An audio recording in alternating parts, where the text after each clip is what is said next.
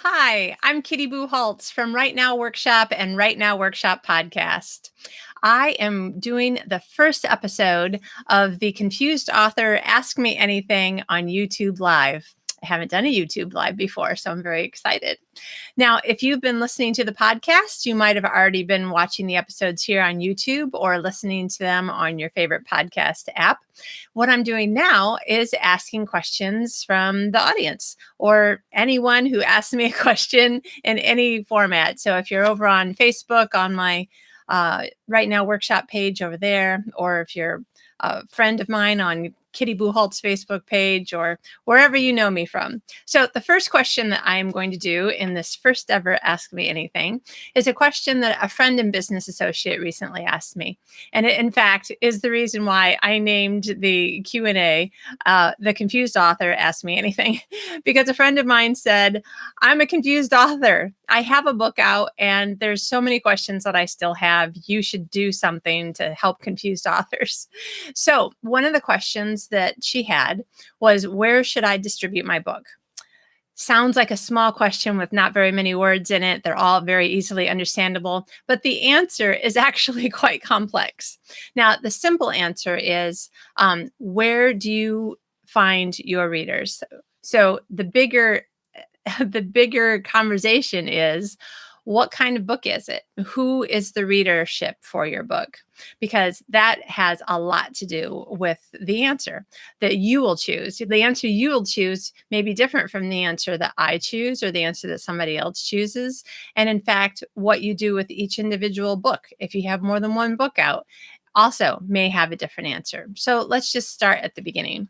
So I tell my clients, if you are writing just one book and it is for your business and you want to give this book away, it's going to be quite short. You're not looking to make money on it. You're using it as a lead magnet to get more people to get on your email list so that you can generate leads. Then that may be something that you don't actually need to publish per se at all. You can create an ebook in some very simple software and make it just downloadable when people sign up for that newsletter link.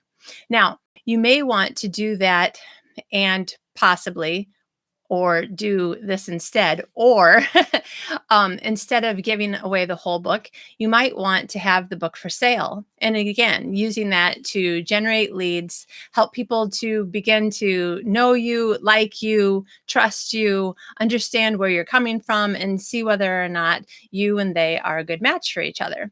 If so, you might want to put your book in one place or multiple places. Again, it kind of depends where you think your audience is. A lot of times, the easiest way for your first book to get published, or the easiest thing for you to do, is to put it up on Amazon. It's all over the world. A huge number of people use it, and there probably aren't very many places that somebody can't get your book if it's available to them on Amazon. Now, some people, of course, don't shop on Amazon for various reasons. It's not in their territory, or they have other reasons, in which case you just have to ask yourself, how many of those people am I missing? Should I put it on multiple platforms then?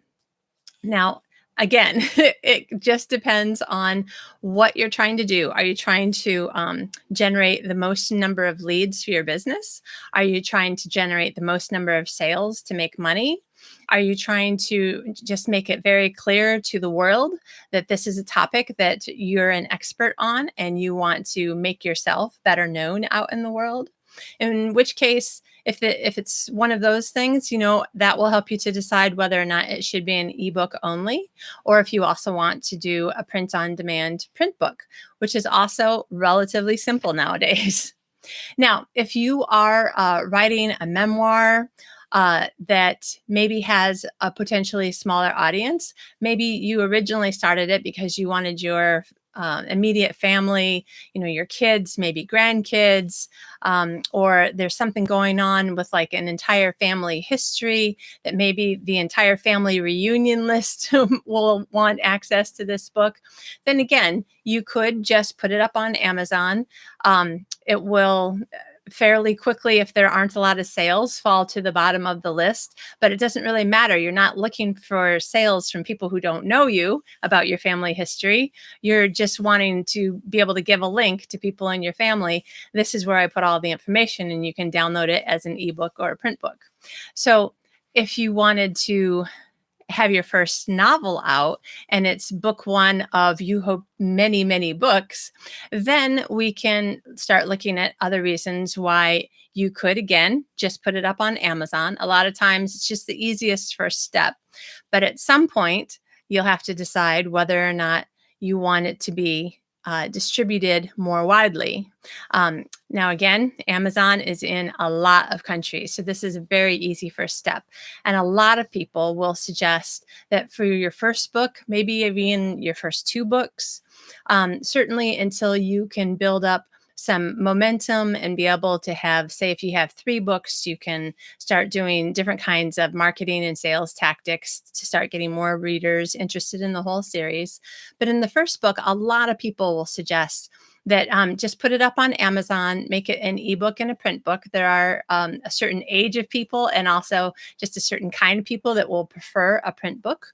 Also, the people in a different country from yours, a different culture from yours, may prefer ebooks or print books. I found this as I've moved around the world.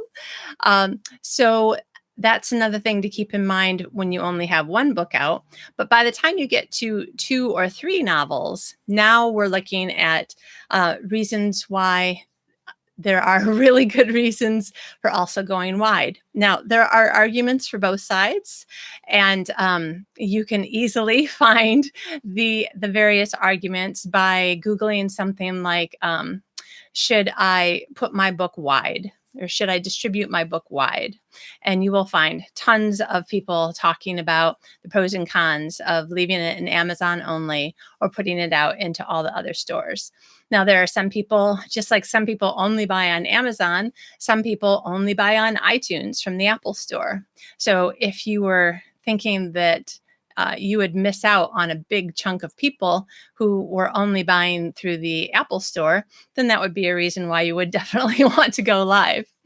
So there are a lot of questions to ask yourself. And this is what I do when I'm coaching people, is I ask you some of these questions. What kind of book is it? Who is your book for? Where do you think that audience is currently buying books? What are some of these other books like? How long are they? Are all of them in print? Would your book be the first one in this category that is different in some way? Say that it has, okay, I can't think of it.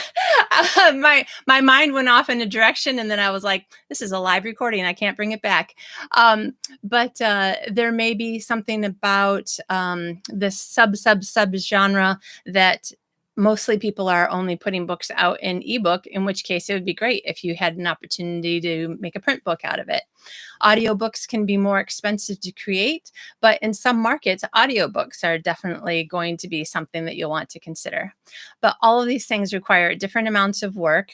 And at the beginning, I always encourage people, let's just take things one step at a time. First, learn how to do it on one platform.